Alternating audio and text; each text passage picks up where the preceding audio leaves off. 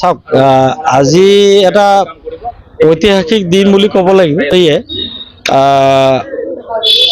9,000কে টকা একেটাই টাইম 9,000 টকা পাবলৈ সক্ষম হৈছে আৰু এইখিনি কাৰণে আমি মুখ্যমন্ত্ৰী ডাঙৰীয়াক ধন্যবাদ দিব লাগিব আৰু আমাৰ BTCৰ মাননীয় চিফ হাগ্ৰামা মহিলাৰী ছাৰকো আমি ধন্যবাদ দিব লাগিব। কাৰণ হাগ্ৰামা মহিলাৰী ছাৰে অহাৰ লগে লগে 3.0 UPPL আৰম্ভ কৰিব খুজিছিল, কিন্তু UPPL 3.0 আৰম্ভ কৰিব পৰা নাছিল।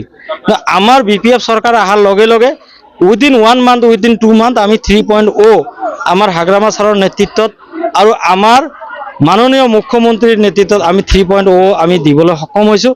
ইয়াৰ কাৰণে আমি এই দুইজন নেতাক মই ধন্যবাদ দিছোঁ। আমি যিটো আজি 3.0 ধনৰাশি মুকলি বিতৰণ সভাত যিটো কৰিছোঁ, মোৰ বোধেৰে ইয়াতকৈ ভাল সভা ক'তো হোৱা নাই। আমি আমাৰ আই মাতৃসকলৰ সকলোৰে সহায় সহযোগিতা পাইছোঁ। সিহঁতে সকলোৱে দল বান্ধি আহিছে, আমাৰ মিটিঙত উৎসাহ সহকাৰে আহিছে, সহযোগ কৰিছে আৰু আগন্তুক যে 13 তাৰিখে মিটিং আছে তাতো সিহঁতে সহযোগ কৰি গাড়ী ভৰ্তি কৰি যাব, এইখিনি মোৰ বিশ্বাস আৰু এইখিনি কাম কৰি আছোঁ।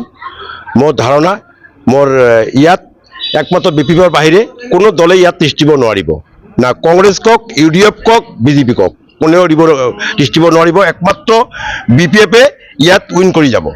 যিহেতু আগন্তুক যোৱা BDC MCLA ইলেকশ্যনত ইমান কেণ্ডিডেট থকাৰ পিছতো আমাৰ MCLA ইনজামুল ছাৰ ইমান প্ৰত্যাহ্বানৰ মাজতো আমি পাৰ কৰি দিছোঁ। সকলোৰে সহযোগিতা, হিন্দু মুছলিম বঙালী ৰাজবংশী সকলোৰে সহায় সহযোগিতা লৈ পাৰ কৰি দিছোঁ। এই আগন্তুক যিটো 26ৰ ইলেকশ্যন আছে, এইটোতো আমি BPF কেণ্ডিডেটক মানে অনায়াসে পাৰ কৰি দিম বুলি আমাৰ ধাৰণা।